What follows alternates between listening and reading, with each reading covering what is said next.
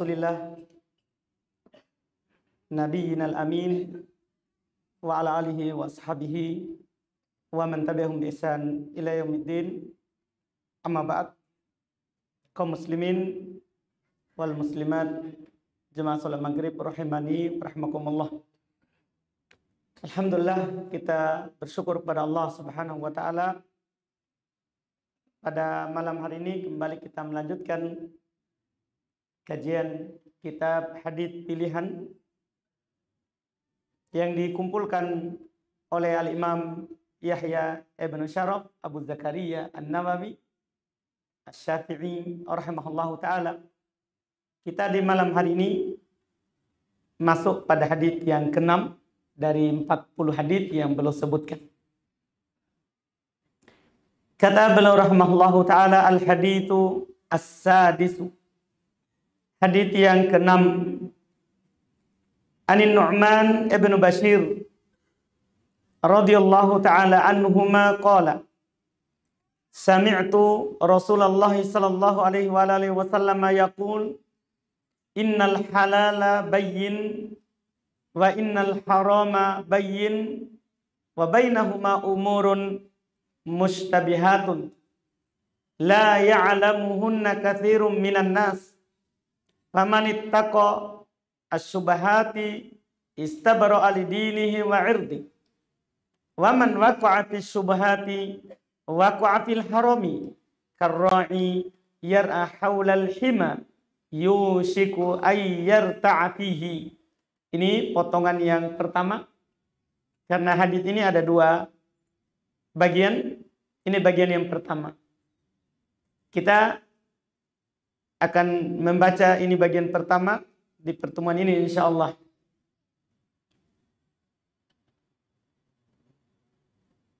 Kata beliau dari An-Nu'man ibn Bashir radhiyallahu ta'ala anhu, beliau berkata, sami'tu Rasulullah, saya mendengar utusan Allah, yaitu Nabi kita Muhammad SAW.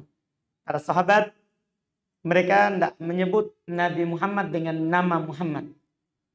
Mereka menyebut dengan Nabiullah atau Rasulullah, untuk memuliakan beliau, karena Allah Subhanahu wa taala telah memerintahkan kita untuk mentaati Nabi kita Muhammad SAW dan memuliakannya sebagai Nabi dan Rasul Allah Subhanahu wa taala. Jadi beliau bilang, saya mendengar Rasulullah SAW beliau bersabda, innal halal bayyin.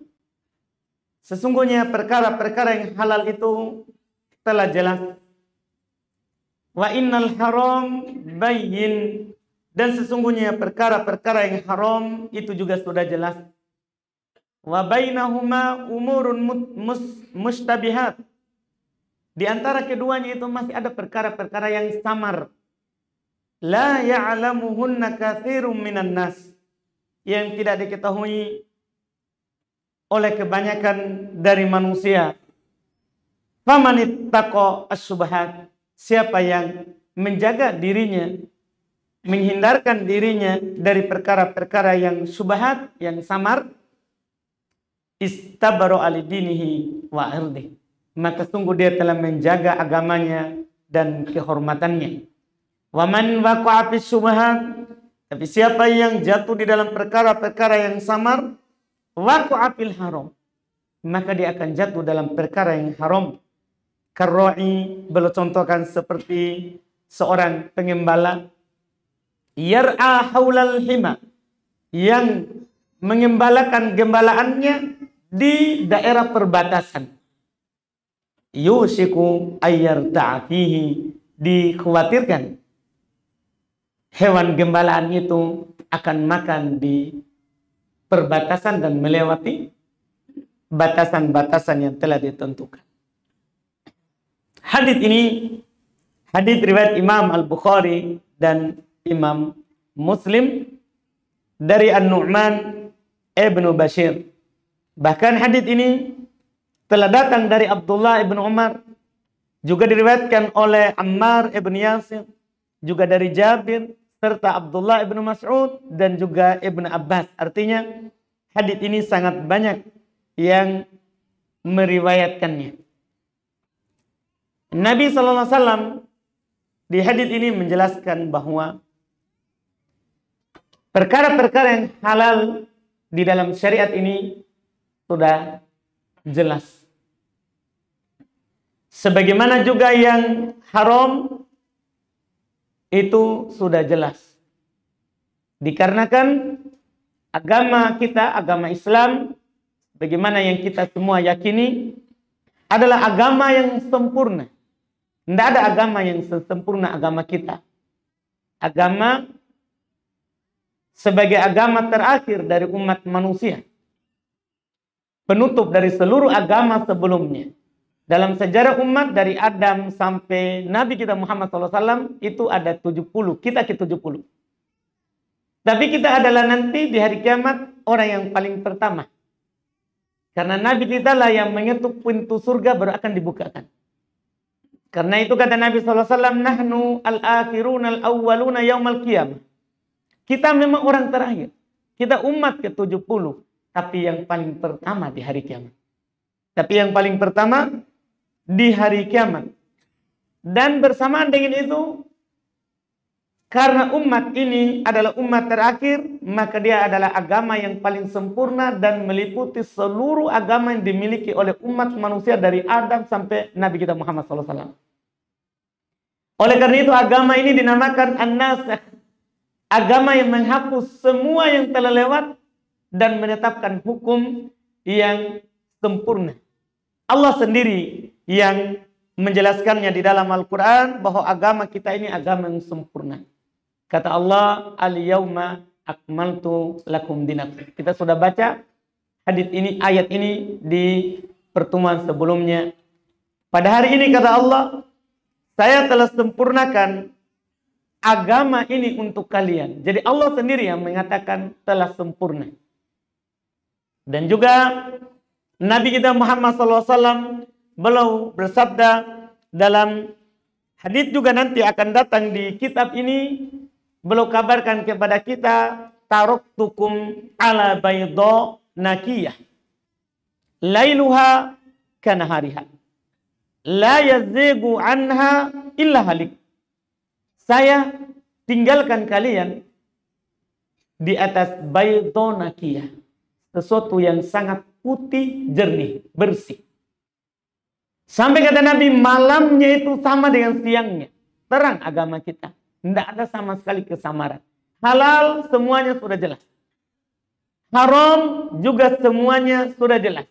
Makanya kata Nabi, la yazigu anha, tidak ada orang yang berpaling dari ini.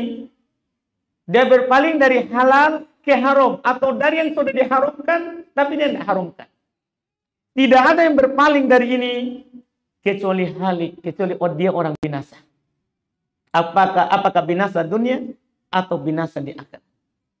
Kata Abu Dar radhiyallahu taala anhu dalam hadits diriwayatkan oleh Imam Ahmad dan selainnya, tuwfiya Rasulullah SAW, Nabi kita wafat di umur ke-63. Dimaklumi itu dalam sejarah. Wa ma ta'irun yuharriku janahaihi fil hawa illa wa qad dzakkarna minhu ilma. Rasulullah SAW wafat, beliau di umur ke-63 tahun, di tahun ke-23 setelah beliau diangkat menjadi Nabi dan Rasul. Karena beliau diangkat umur 40. Nabi SAW katanya wafat. Dan tidak ada seekor burung pun yang menggerakkan dua sayapnya di langit, di udara, kecuali Nabi telah sebutkan kepada kita ilmunya. Sudah ada semua ilmunya. Jadi burung saja di langit tidak ada kaitannya dengan beban syariat. Burung, kalau dia terbang, tidak ada kaitannya dengan halal dan haram. Bersamaan dengan itu, Nabi sudah sebutkan ilmunya. Apalagi terkait dengan kita yang memang dibebani syariat. Semuanya telah dituntunkan. Dan ini tidak akan pernah berubah. Sampai nanti Allah sendiri yang akan mengangkatnya. Tidak akan pernah berubah. Tidak sama dengan agama-agama lain yang bisa mereka ubah sendiri. Kalau agama Islam, tidak ada seorang pun yang mampu untuk mengubahnya. Karena yang menjaganya bukan Nabi, bukan juga para sahabat, bukan ulama. Yang menjaganya Allah sendiri. Kata Allah dalam Al-Quran, Inna nahnu nazzalna dzikra wa inna lahu lahafidun. Sungguh, kami yang menurunkan peringatan ini. Quran dan hadis. Dan kami yang akan menjaganya. Allah yang menegaskan. Allah yang menjaganya. Oleh karena itu dalam sejarah Islam, di awal-awal Islam terjadi peperangan secara jihad, secara badan. Iya.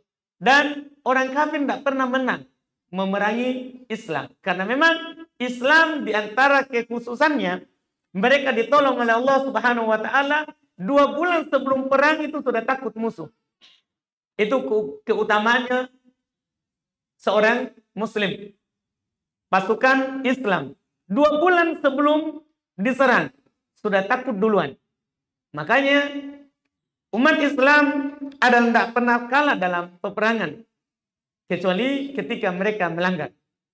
Mereka sendiri yang melanggar. Karena itu terjadi di masa-masa terakhir peperangan pemikiran. Mereka memerangi bahasa Arab, memerangi hijab, dan memerangi hal-hal yang lain tapi lewat pemikiran. Lewat pemikiran. Dan mereka sudah mencoba itu dengan cara pura-pura masuk Islam dan ingin merubah Islam dari dalam. Bahkan ada buku sekarang masih kita pakai yang dikumpulkan oleh beberapa orang yang paling cerdasnya dari orang kafir. Masuk Islam pura-pura dan mereka mengumpulkan semua hadis. Setelah itu mau mengubahnya. Tapi meninggal semuanya. Meninggal semuanya. Itu adalah bentuk penjagaan Allah Subhanahu wa Ta'ala terhadap agama ini. Tidak ada seorang pun yang bisa mengubah hukumnya. Terjaga. Sempurna dan terjaga. Perkara yang halal akan selalu nampak hukumnya. Demikian pula perkara yang haram akan selalu nampak hukumnya. Tidak akan pernah samar dari masa Nabi kita SAW sampai nanti manusia yang terakhir yang berpegang dengan agama Allah ini. Agama Islam. Agama Islam. Ini adalah perkara yang dikatakan oleh Nabi SAW kepada kita sebagai wahyu dari Allah Subhanahu wa Ta'ala. Sebagai wahyu dari Allah Subhanahu wa Ta'ala. Yang Allah turunkan kepada Nabi kita Muhammad SAW adalah Al-Quran yang kita maklumi bersama tibyanan likulli syai. Sebagai penjelasan untuk segala sesuatu. Kata Allah, wa nazzalna 'alaikal kitaba tibyanan likulli syai. Kami turunkan kepada kamu kitab Al-Quran. Itu menjelaskan segala sesuatu. Semua. Iya. Semuanya telah dijelaskan.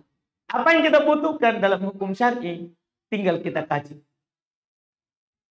Tinggal kita pelajari. Maka kita akan dapatkan di dalam syariat ini sesuatu yang putih bersih. Malamnya sama dengan siangnya. Juga Allah Subhanahu wa Ta'ala menjelaskan ini di banyak ayat. Dan juga Allah Subhanahu wa Ta'ala menurunkan kepada nabinya sunnah, hadis di samping Al-Quran. Sunnah ini menjelaskan apa yang masih samar di Quran. Misal kita di Quran diperintahkan sholat, tapi tidak ada cara sholat di Quran. Tidak ada cara sholat di Quran. Allah Subhanahu wa Ta'ala wahyukan kepada nabinya berupa sunnah, berupa hadis. Hadis itu bisa berupa ucapan dan juga bisa berupa perbuatan dan juga bisa berupa pembenaran. Nabi tidak ucapkan, Nabi tidak lakukan, tapi sahabat lakukan dan Nabi benarkan. Itu juga wahyu dari Allah Subhanahu wa Ta'ala yang Allah Subhanahu wa Ta'ala turunkan kepada nabinya juga sebagai penjelasan untuk kita umat Islam. Kata Allah, wa anzalna ilaika dzikra litubayyana lin-nasi ma nuzzila ilaihim. Allah katakan, kami turunkan kepada kamu wahai Muhammad ad-dzikra. Ad-dzikra di sini adalah al-hadits. al-hadits as-sunnah. Kami turunkan kepada kamu hadis litubayyina linnas, agar supaya kamu menjelaskan kepada orang-orang ma nuzzila ilaihim, apa yang diturunkan kepada mereka dari Al-Qur'an. Iya, dari Al-Qur'an. Tidak ada sesuatu apapun yang kita tidak bisa pahami di Quran caranya kecuali pasti Nabi SAW telah jelaskan. Kita contohkan tadi sholat. Nabi jelaskan dari takbir sampai salam. Bahkan Nabi jelaskan berupa ucapan, juga berupa perbuatan. Belum pernah sholat di mimbar, belum katakan supaya kalian tahu cara saya sholat. Dan beliau juga tegaskan, "Shollu kama ra'aitumuni usolli." Sholatlah sebagaimana kalian melihat saya sholat. Wudhu. Wudhu. Kita maklumi, wudhu itu syarat sahnya sholat. Di Quran cuma dikatakan, ya ayyuhalladzina amanu, idza qumtum ila sholati faghsilu wujuh. Wahai orang-orang yang beriman, apabila kalian berdiri untuk melakukan sholat, cuci wajah kalian. Kalau cuci wajah semua kita paham, alhamdulillah. Kemudian kata Allah setelah wajah, wa aydiyakum ilal marafiq. Tangan sampai ke siku, jelas. Tidak ada kesamaran. Cuci tangan sampai ke siku. Kemudian Allah katakan, wamsahu biru'usikum. Usap kepala kalian. Wa arjulakum ilal ka'abain. Kaki sampai ke mata kaki. Kaki juga sampai ke mata kaki, jelas. Kita tahu semua mata kaki. Dan mata kaki kita masing-masing satu kaki dua. Ada dari luar, ada dari dalam. Ya, bagian luar, bagian dalam. Yang sama di sini adalah bukan cuci wajah, bukan cuci tangan sampai ke siku, bukan cuci kaki sampai mata kaki. Usap kepala. Allah cuma katakan, wamsahu birusikum. Usap kepala kalian. Di sini usap kepala gimana caranya? Kan kalau kaki disebut sampai mata kaki. Tangan disebut sampai siku. Wajah disebut cuci wajah. Wajah itu ya kita maklumi. Wajah itu dari tempat tumbuh rambut orang biasa sampai ke dua tulang di bawah ini dan telinga ke telinga. Itu wajah. Apa yang kita berhadap dengannya itu namanya wajah. Usap kepala. Ini sama di Quran. Gimana cara usap kepala? Nabi SAW jelaskan. Allah turunkan kepadanya sunnah untuk menjelaskan kepada kita. Nabi contohkan dalam hadis riwayat Imam Al-Bukhari dan Imam Muslim dari Abdullah bin Zaid radhiyallahu taala anhu, beliau berkata, "Fabada bi muqaddami ra'si." Nabi kalau mengusap kepalanya, beliau mulai dengan bagian depan kepalanya. Tsumma dhahaba bihima ila qufah. Kemudian beliau jalankan ini kedua tangannya ke belakang. Ke bagian belakang kepalanya. Tsumma raddahuma fil makanil ladzi bada'a minhu. Kemudian beliau kembalikan ke tempat mulanya. Ini dijelaskan cara mengusap kepala. Kita melihat orang macam-macam mengusap kepalanya. Itu kenapa? Karena mereka berdalil dengan ayat saja. Usap kepala. Namanya usap kepala, kapan diusap sedikit sudah dianggap usap. Tapi untuk lebih jelas ini cara usap, lihat hadis. Karena itulah fungsinya hadis. Allah yang mengatakannya. Kata Allah, wa anzalna ilaika dzikra litubayyana lin-nasi ma nuzila ilaihim. Kami turunkan kepada kamu hadis agar supaya kamu menjelaskan kepada mereka apa yang diturunkan kepada mereka berupa Quran. Jadi Nabi jelaskan caranya. Nabi jelaskan caranya. Demikian pula tentang zakat. Ini paling sempurna tentunya tentang zakat. Dalam syariat kita banyak yang harus kita zakati. Selain zakat fitrah. Kalau zakat fitrah kan karena di puasa Ramadan. Zakat harta itu banyak. Ada hewan ternak, ada emas, ada perak, ada rupiah, ada perdagangan, ada pertanian. Banyak zakatnya. Semua ini dijelaskan rinci. Semua. Kalau di pertanian Nabi sebutkan nisabnya dan Nabi sebutkan yang dikeluarkan. Peternakan sama, Nabi sebutkan nisabnya, juga Nabi sebutkan yang harus dikeluarkan. Sama dengan pertanian. Di zakat harta emas, Nabi jelaskan nisabnya. Perak, Nabi jelaskan nisabnya. Semuanya dijelaskan dengan rinci. Di Quran cuma dikatakan oleh Allah Subhanahu wa taala terkait dengan zakat pertanian misalnya. Allah cuma katakan waktu haqqahu fi yauma hasadi. Keluarkan haknya, keluarkan zakatnya hari panen. Keluarkan zakatnya hari panen. Berapa yang dikeluarkan? Tidak disebutkan Quran. Disebutkan oleh Nabi SAW. Yang dikeluarkan kata Nabi fi masakotis as-sama al-usr. Ini contoh saja. Jelas ini syariat. Kalau disiram oleh air langit, air hujan, artinya tidak pakai biaya 1/10. Wa fi ma suqiya bin nadh. Kalau disiram oleh kita pakai biaya nisbul usr, maka 1/20. Ini rincian zakatnya. Yang merinci adalah Nabi SAW. Quran hanya menyebutkan keluarkan zakatnya saat panen. Demikian pula zakat-zakat yang lain. Allah cuma katakan wa'atuz zakat. Keluarkan zakat. Berapa zakatnya? Itu kan tidak dirinci dalam Quran. Hadis Nabi SAW merinci. Ini semuanya menunjukkan bahwa semua dalam agama kita ini sudah jelas. Tinggal kita yang pelajari. Kalau kita tidak tahu, kita bertanya. Makanya ada perintah dalam Al-Quran. Fas'alu ahla dzikri in kuntum la ta'lamun. Tanya orang yang tahu kalau kalian tidak tahu. Karena juga Nabi SAW katakan syifaul al-'ay as-su'al. Obat dari kebodohan itu tanya. Kalau tidak tahu, tanya. Belajar. Belajar, baru kita akan mendapatkan bagaimana jelasnya syariat kita ini. Syariat Islam. Ini yang dikatakan oleh Nabi SAW. Terus beliau jelaskan bainahuma umurun mustabihat. Antara halal haram tadi ada perkara-perkara yang samar. Tapi samar ini bukan untuk seluruh manusia, tapi untuk kebanyakan manusia. Makanya kata Nabi, la ya'lamuhunna katsirun minan nas. Tidak diketahui oleh kebanyakan orang. Orang-orang awam secara umum tidak tahu. Tapi pasti ada yang tahu hukumnya. Kita perlu belajar. Kita perlu bertanya kepada orang yang tahu. Orang yang kita percayai dia adalah orang yang punya ilmu. Iya.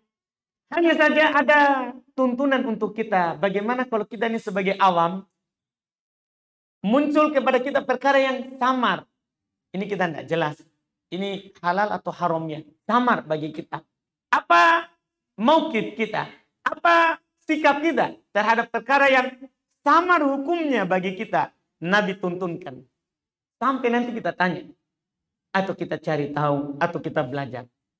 Kata Nabi SAW, famanittaqos syubhat. Siapa yang bebaskan dirinya dari syubhat. Jadi halal jelas, haram jelas. Tiba-tiba dalam usahanya, dalam muamalahnya, dia ragu. Ini halal atau haram. Tidak terbuka hukumnya terhadapnya. Ini antara halal dan haram. Apa yang harus kita lakukan? Hindari dulu. Karena kalau seperti itu kata Nabi, istabara'a bidinihi wa irdihi. Maka dia telah menjaga agamanya, satu, dan menjaga kehormatannya. Menjaga agamanya dan menjaga kehormatannya. Ini keutamaan bagi orang yang selalu menjaga dirinya dari perkara-perkara yang subhat. Dari perkara-perkara yang subhat. Kemudian kata Nabi, waman waqa'a fis subhat. Hati-hati ini. Siapa yang jatuh dalam perkara yang subhat, sudah tahu ini samar. Ini tidak jelas hukumnya. Tapi malah dia lakukan. Kata Nabi, waqa'a fil haram. Dia telah jatuh dalam yang haram. Seperti kata beliau, ada pengembala kambing di sekitar daerah perbatasan, maka dia dikhawatirkan akan gembalakan kambingnya di perbatasannya orang. Dan nanti akan dijelaskan bahwa Allah itu memiliki batasan-batasan yang tidak boleh kita lewati. Ini nanti di pertemuan nanti bagian yang kedua. Insya Allah kita akan baca dan kita akan jelaskan di pertemuan yang akan datang.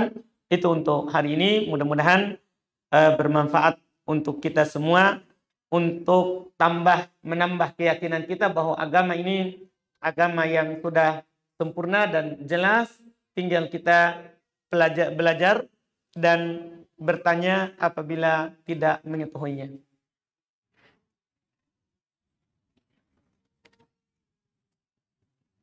Baik, sini ada pertanyaan.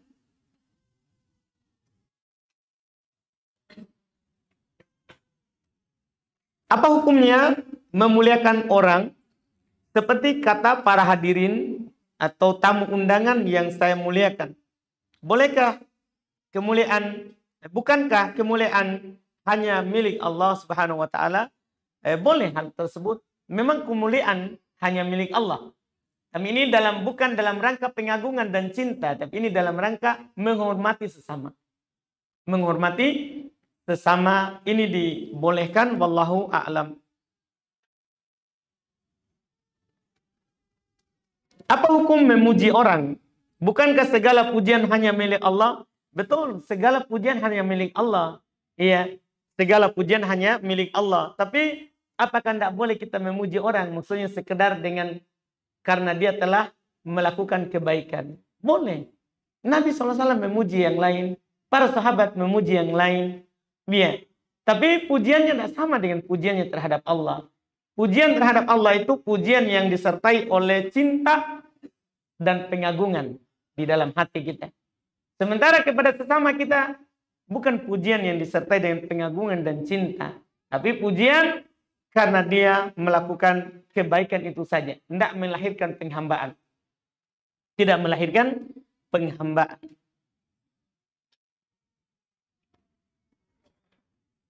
Apa hukumnya membaca Shadaqallahul Azim dan mencium mushaf setelah membacanya? Kata Shadaqallahul Azim kalau diyakini itu adalah sunnah, maka tidak sunnah. Tapi kalau dia baca hanya untuk mengabarkan bahwa Allah Subhanahu wa taala Maha benar, ya, dalam Qur'annya, dalam firman-Nya, dalam ucapannya, maka tidak ada masalah. Tapi bukan meyakini bahwa ini sunnah. Kalau sudah baca Quran, kita baca Shadaqallahul Azim. Iya, kalau itu tidak sunnah. Kemudian mencium mushaf setelah membacanya juga tidak sunnah. Tidak sunnah mencium mushaf setelah membacanya karena tidak datang dari Nabi kita Muhammad sallallahu alaihi wasallam.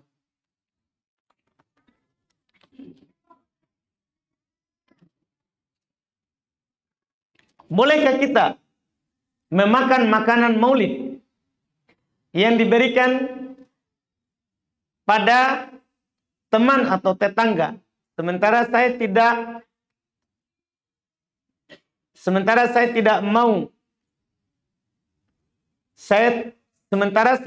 tidak mau ikuti acara maulid. Iya. Kenapa kita tidak mau? Iya. Kalau kita tidak mau meyakini bahwa acara maulid adalah perkara baru dalam agama, bukan bagian dari agama Islam, maka apa yang terlahir dari acara itu tidak boleh dimakan. Tidak boleh dimakan. Karena dia semua makanan di situ adalah makanan yang disiapkan untuk selain yang disyariatkan oleh Allah Subhanahu wa taala, maka tidak boleh kita memakannya. Apa hukumnya menjual rokok? Iya, ini sering ditanyakan, tapi mungkin orangnya berbeda. Iya. Hukum menjual rokok sama dengan hukum rokok. Sama dengan hukum merokok. Hukum merokok haram berdasarkan kesepakatan para ulama dan dokter kesehatan. Haram berdalil dengan Quran dan hadis serta kesepakatan tadi. Dalil-dalil sangat banyak dalam Al-Quran akan haramnya rokok. akan haramnya rokok. Di antaranya, ya, Allah Subhanahu wa taala melarang kita untuk membunuh diri. Allah melarang kita untuk membunuh diri kita sendiri. Kata Allah, wala taqtulu anfusakum. Jangan kalian membunuh diri kalian. Dan rokok tertulis membunuhmu. Iya enggak? Iya. Semua orang bisa membaca, bisa dia baca. Kalau tidak percaya, coba nanti baca. Jangan dibeli. Iya. Rokok membunuhmu, jelas ditulis. Maka rokok termasuk membunuh diri dan ya Allah larang itu. Kalau ada yang bilang, saya sudah lama sekali rokok, tapi tidak mati-mati juga. Tunggu makin. Iya. Karena itu pasti. Dia sudah bilang, terus rokok membinasakan. Allah larang kita membinasakan diri kita. Iya. Wala tulku biaidikum ila tahlukah. Jangan memasukkan diri kalian ke dalam hal yang membinasakan. Kan banyak sekali tertulis, rokok menyebabkan ini dan itu. Bahkan ada di sampulnya gambar yang mengerikan. Ada di sampulnya gambar yang mengerikan, sudah bocor tenggorokannya. Iya, karenanya. Ini membinasakan. Ini adalah membinasakan. Hadis juga sangat banyak akan harumnya rokok. Harumnya rokok. Ketika barangnya haram, haram harganya. Ketika barangnya haram, maka haram harganya. Karena Nabi SAW bersabda, Inna allaha idha harrama syai'an harrama thamana. Sesungguhnya Allah Subhanahu wa ta'ala ketika mengharamkan sesuatu, maka haram harganya. Maka haram harganya. Ini terkait dengan rokok dan harganya rokok. Ini wallahu a'lam.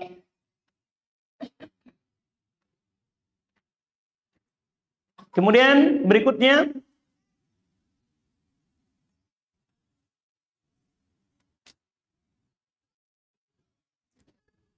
mohon izin bertanya, tata cara ari-ari bayi yang baru lahir, gimana cara yang sesuai syariat?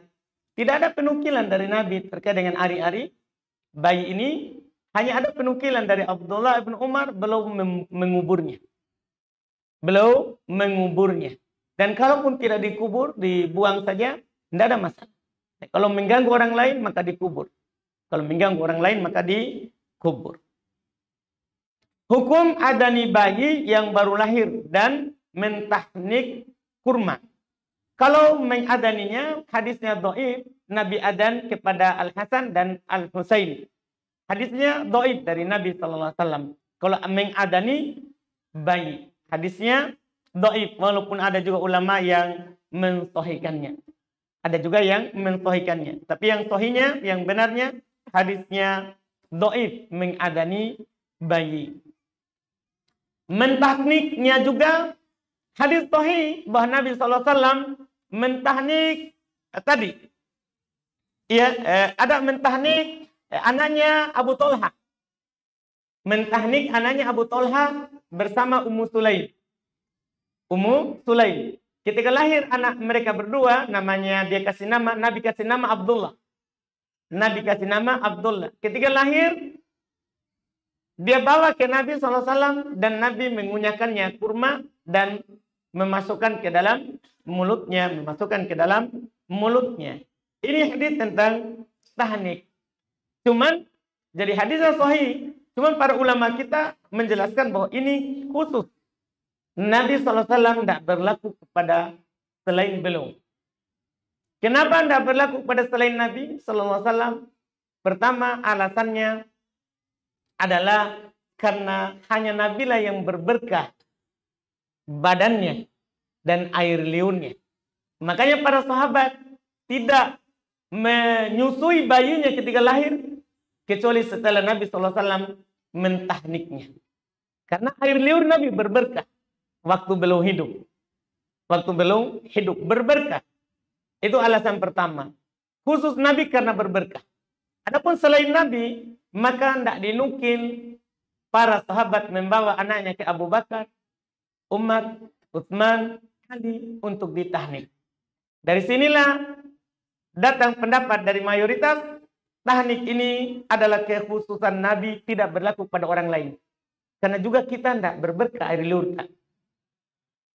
Iya, bahkan bisa saja penyakit yang kita masukkan. Iya, tidak ada berkahnya, tidak ada berkah.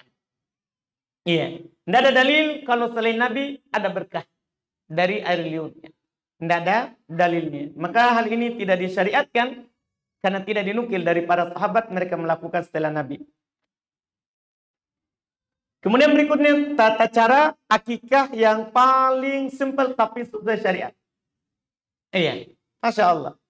Nabi SAW katakan, man wulida lahu walad wa arada ayyansak fal yunsik yudbah anhu yawma sabi'ihi yusamma wa yuhlak.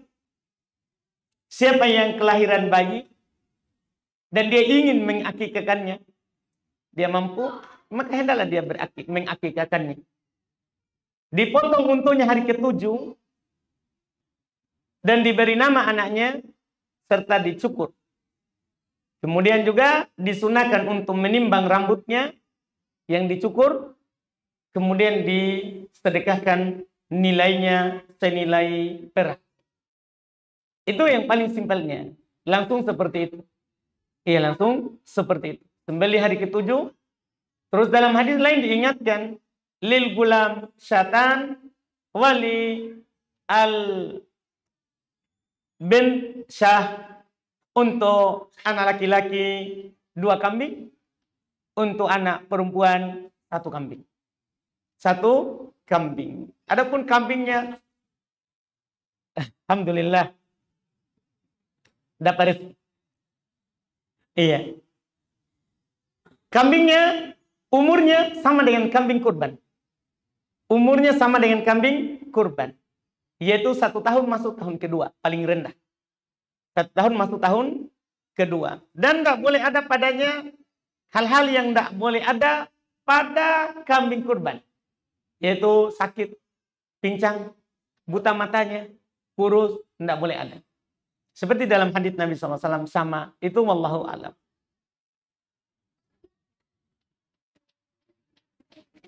Ini sama tadi, sudah kita jawab. Alhamdulillah.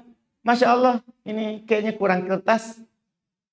Iya, pakai karton. Si A mencicil motor kepada kepada temannya B tanpa bank dan riba, tanpa riba, secara pribadi. Lalu saya membeli kepada si A tanpa perjanjian. Beberapa bulan kemudian si A meninggal. Lalu si B, yaitu penjual, melunaskan motor itu kepada si ahli waris si A. Karena si B tidak tahu kalau motor itu sudah berpindah tangan. Apakah pelunasan itu berhak saya minta kepada ahli waris atau melanjutkan cicilan kepada ahli waris si A? Si A mencicil motor kepada temannya si B tanpa bank, tanpa riba. Lalu saya, berarti kita si C. Begitu maksudnya, saya si C. Iya. Melanjutkan membeli motor kepada si A. Iya. Gimana itu? Tergantung dulu. Karena kadang seorang mencicil motor, motor itu juga jadi jaminan untuk utangnya. Mungkin dipahami maksud saya? Dia cicil motor, dia ambil motornya tapi BPKB-nya masih ada di pihak yang dia tempat dia mencicil. Kan begitu? BPKB-nya itu untuk apa? Penjamin dari utangnya.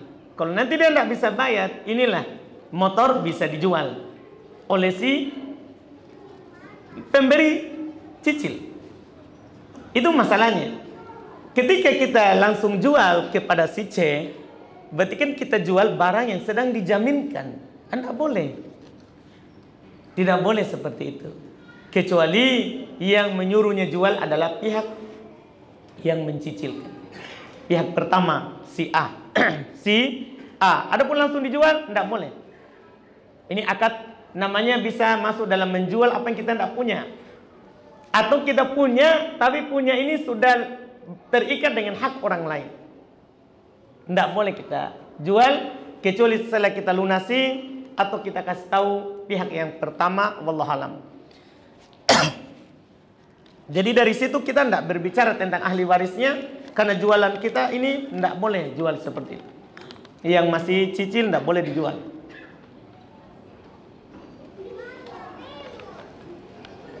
Bagaimana cara menghilangkan ain dalam rumah tangga?